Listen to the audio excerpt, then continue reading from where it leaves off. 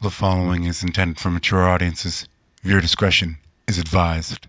What's up, Deadites? Last time we left off with Inko asking Mitsuki the $1 billion, or rather the billion-yen question. How are you alive? Mitsuki knew this question was coming and took a deep breath in preparation, a very gloomy smile on her face. Long story short, I wasn't in the area. Remember that Katsuki was seriously sick. I had to go to a specialist outside of the prefecture to get his medicine. Looking back on it, he was really sick. Something akin to... Mitsuki doesn't let the words exit her mouth. All Might walked up, heard the end of the conversation. Finish it, Mrs. Bakugo. Inko was hanging on Mitsuki's every word. Anyone who looked at Mitsuki could tell that she didn't want to finish that sentence, but Inko needed to hear it. He had a low-level radiation sickness. Not enough to be life-threatening, but it was enough to make him ill. My guess is your quirk was semi-active for a while, and you were always close to my cut. To be clear, I'm not blaming you for him being sick. In fact, if those girls hadn't done what they did, we might have come to that conclusion and perhaps found a way to help you control it. But let's not dwell on what ifs. Hey now, Mitsuki. No need for such harsh words. Sorry, I couldn't resist. We can't change what's happened at this point and can only move forward. Mitsuki opens her arm and waits for Inko to come in for a hug. Inko hesitates, and Mitsuki just waits there with a smile. Inko goes for the hug and starts crying with all her might. Now, I've stated this enough, but there's a massive emotional cocktail going on in Inko's head at the moment. Geiger counters go off, but it's subtle. Inko balled her fists and put her emotions back in the box. While she has some modicum of control, she doesn't want to risk going off the handle right. The last thing she wants is to prove those jerks right. Takes a deep breath and thinks of something else. Anything. She grabs onto the scent Mitsuki was giving off. Is that her perfume or her quirk? Whatever it is, she liked it. If not for this stupid helmet, she could, well, guess it served its point, she supposed. Mitsuki was cooing at Inko while patting her helmet. Keep it in mind that her visor is clearer for this instance to work with the veil she's wearing, which adds a little extra protection as well. Not much though. It's more for a fashion statement. Inko looks down, but Mitsuki raises her head. Okay, Inko. I'd say you could come with me if you want, but we both know I can't afford your upkeep. And it seems you're happy where you are. All my chips in. Don't worry, I haven't seen her this happy in a while. She loves the Todoroki family, and they love her back. They're becoming quite the family, actually. The word family in Inko's helmet glows, but the Geiger counter barely registers. Johto waves and Inko waves back. Uncle Toshi, let's get going before we cause another scene. I've done what I came to do, and then some. Here's my number, Auntie. Please don't be a stranger. Yoshinori grabs Inko and Princess carries her, while Inko looks and sounds much older than she actually is. Keep in mind that she's in the single digits. I'd say she's doing pretty well keeping her composure together. Shoto is being carried by Enji at the moment, since they're making a rather brisk pace back to the limo. Toya looks at the other two triplets. When did you get that footage? You know what? Never mind. It's a good thing that you got it. The video saved the day. Toya turned to Inko. I was being a selfish, spoiled brat. I'm sorry. You've had it way worse than I could ever imagine. I don't know how you kept it together out there, but good job. If you can fight through your problems, then maybe I can too. Shoto, I'm sorry for earlier. You didn't deserve any of that, and I ruined your face. Well, we kind of match now, I guess. Toya scratched at his scar of that. Okay. Scratched at his scar. That was only tingling. Is this thing gonna feel weird whenever you're mad at me? Toya asks Inko. She just tilts her head as if saying, I haven't the foggiest. And quite frankly, she didn't. Inko barely understood the basics of her work. She took a look at the adults in the limo. I understand that my room is safe, but I need a proper place to train and hone my quirk. If you can't find me a place, I think I know one. Inko turns her head in the direction of Ground Zero. That entire area has been deemed unlivable due to a massive ambient radiation. Nana speaks up. Are you sure about that? That place is a lot of emotional ties to you. Inko butts in. What better place to do this at? No one will get hurt if I'm there. So it's as good a place as any. And this way, we won't have to spend a reckless amount of money on a facility. Little fact for y'all. Inko ain't exactly hurting for money. Her bed and her suit have collection devices inbuilt.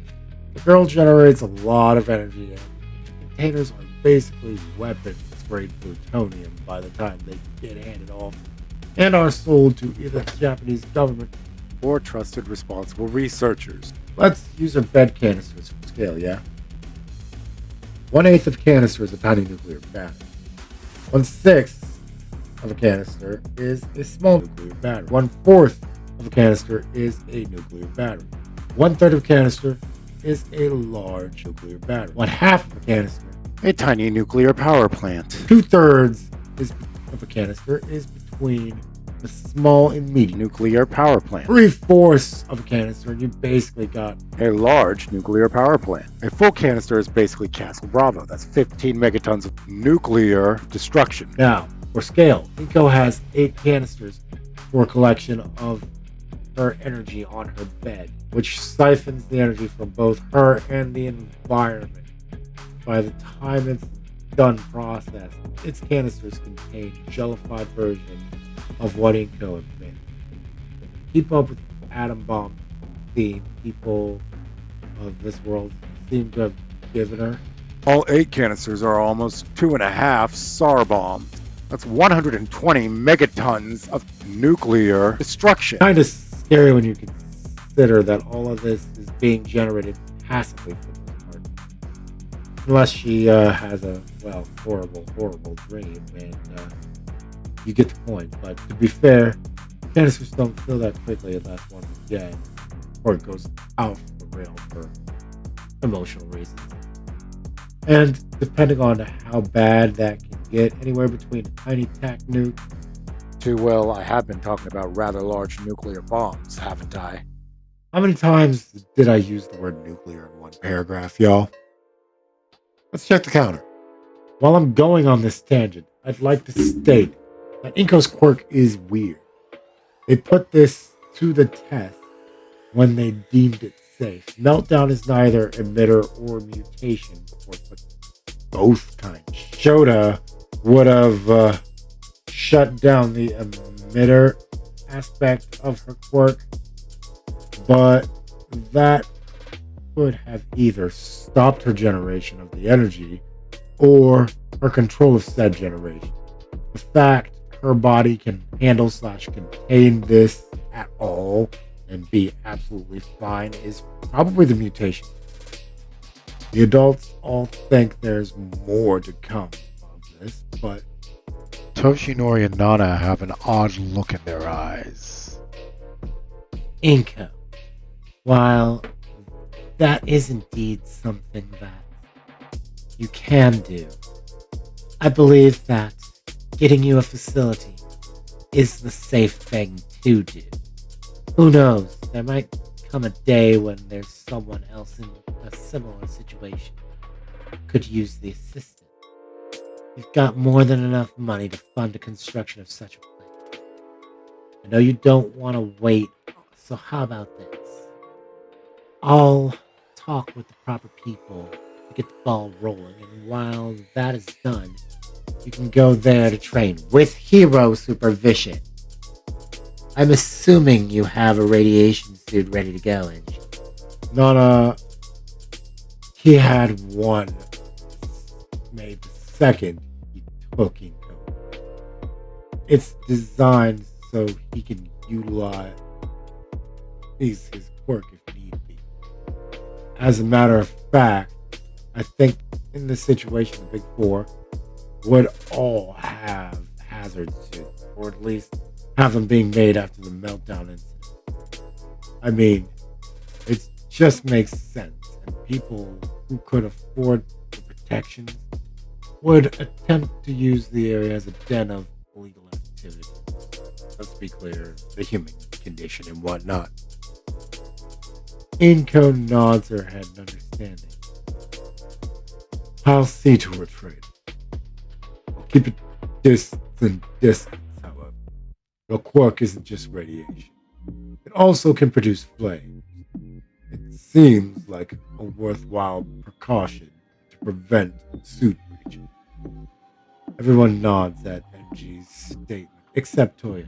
Great. She's getting even more attention from Dad now. Toya thought to himself, but he made a point to hide his jealousy. Inko needs instruction. What was done to his face serves as evidence to that. He knows her room is made to withstand and contain a lot, but if she can get better control over herself from this, so be it. Everyone makes their way to their respective homes. Inko gave Tenko the biggest hug she could muster before she left with her grandmother. As soon as everyone not belonging to the Todoroki household was gone, Enji turns to Inko. I run a tight ship, young lady. The training begins next week. We'll get over this hill together, and I'm sorry you can't compete in your turn. I'll look into getting us tickets. We can make an event out of it. Enji tussles Inko's hair, and she shoots him an irritated look. He also looks at Toya. Son, do better in school, as the three of us work on us. And I'll make a point of showing you a few things. That got a smile out of Toya. However, the fact that they have to meet with Dr. Akagi in person kind of scares me. And you should be. You should be.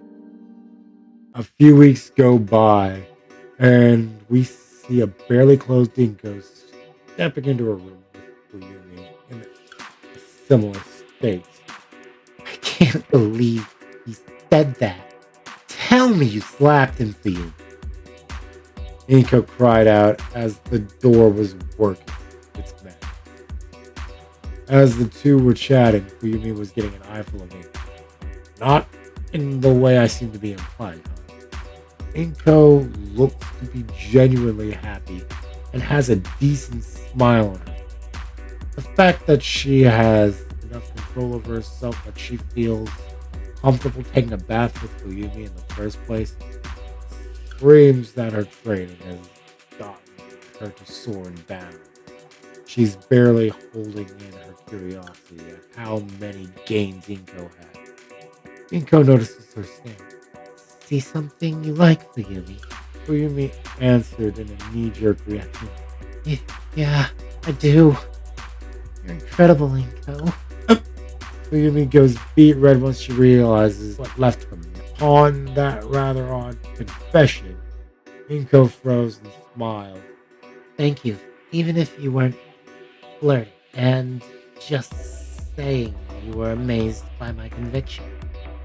It means a lot to know how you feel. Fuyumi got even redder. Inko thought to herself. There was a package on Inko's bed with a note on it, and what looked like her handwriting, but a little different. Clearly feminine, but it looks a bit more adult. It read, Dear Inko, I've left you a little present for your birthday. I'm certain the bigwigs are trying to make you something, but it's just flat out won't be cute at all. Inside is a brand new suit specifically made for you. And I know you're feeling sus about this. The last gift your father gave you was a hairpin that got destroyed when you went critical. So I had a copy made out of similar material as elements of your new suit. Blow them out of the park. the period was replaced with a Radiation hazard symbol. Okay, who wrote this and how did they know what name she was going for? Well, it's not like it was a massive leap of faith anyway. Inko opens the box to see a rather cute looking suit.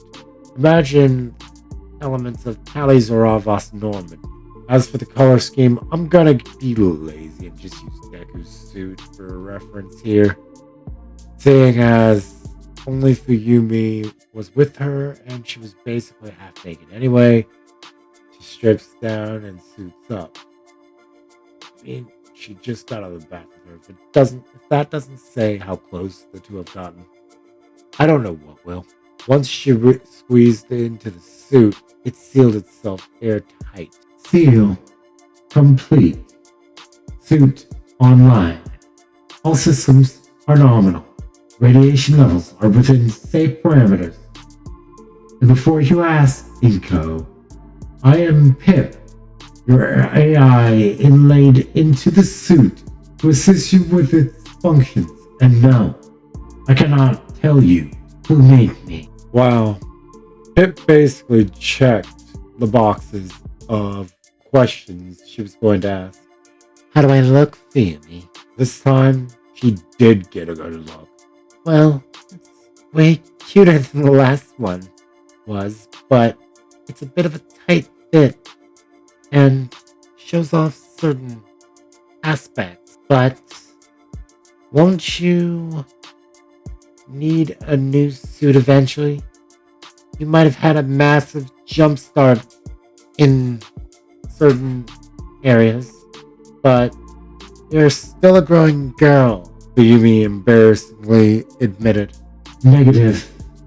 The suit will adapt on an as-needed basis to the mistress's growth.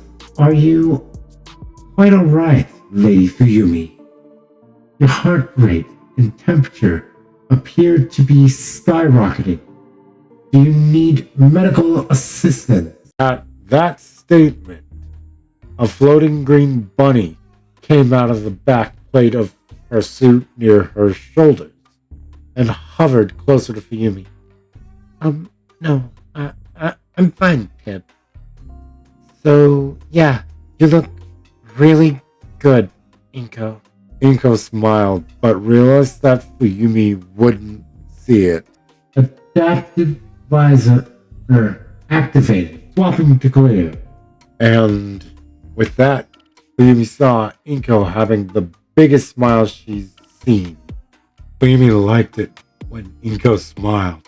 She knows full well she has cried more than enough. Inko looked at Fuyumi, who was still in a state of being barely dressed. Put your night clothes on and meet me in the living room. I'm gonna show the rest of the family. Too bad Angie's not here. Fuyumi noticed that she didn't refer to her dad as Papa like she sometimes does. It'll happen when it happens, and when it does, she's certain it'll stay. Inko goes through the process of leaving, and when she notices Fuyumi hurriedly dressed and grabbing her hand, well, looks like they're going out together. About 3 minutes later, the whole family, minus Enji, are watching a movie on TV.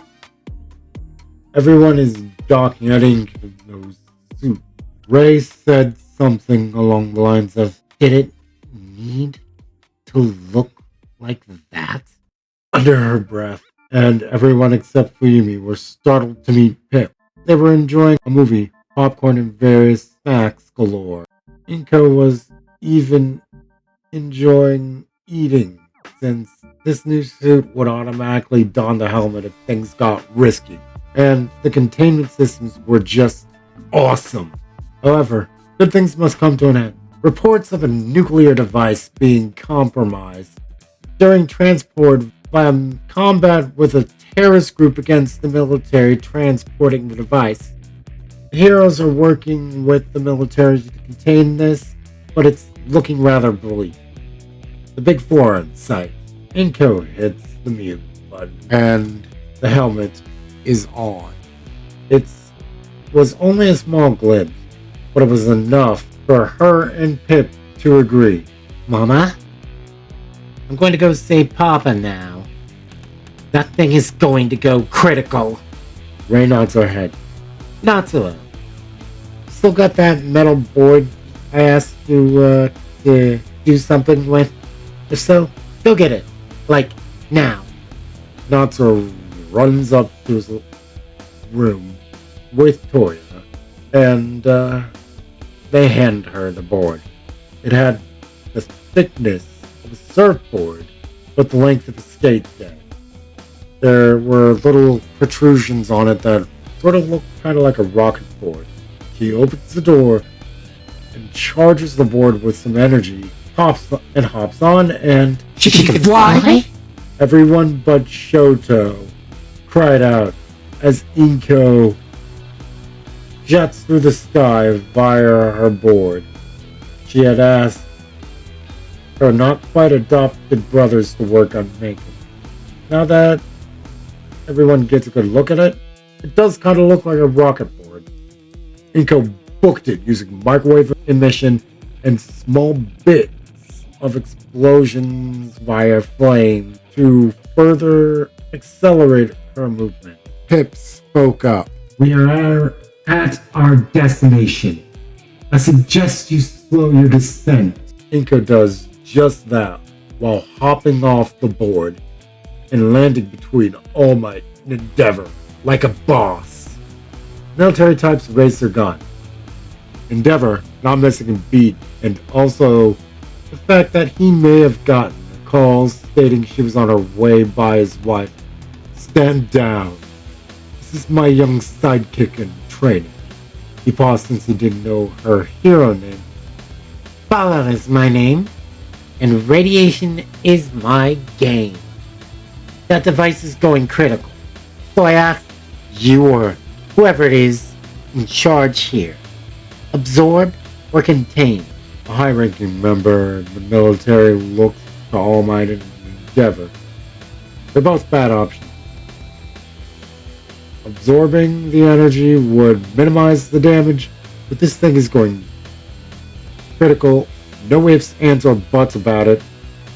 Thermonuclear boom is pretty much going to happen. No ifs, ands, or buts. They are aware that the only thing Fallout can do is absorb / contain the energy, not necessarily the blast that would come out as a result of the impending overload.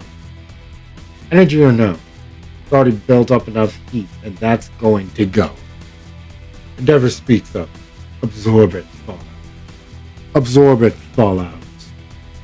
We've brought a hero here to help contain as well as we can. Samantha, meet my daughter, Inka. Fallout looks at Angie. She was staying with the Todoroki family as a sort of foster child, but clearly has feelings for the family. While this is not the time or the place when we make it out of here, I'd like for you to be an official part of the family.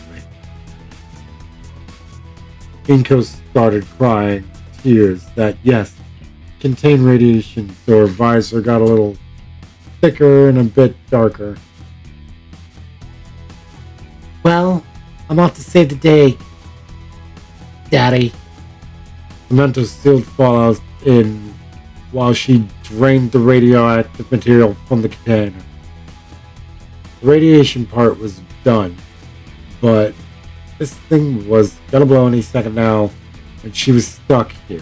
Fallout, I suggest you utilize the energy you've acquired from the device to form a layered shield over the device. Clearly picture it in your mind and focus. Fallout does just that and forms a spherical shield over the device in question.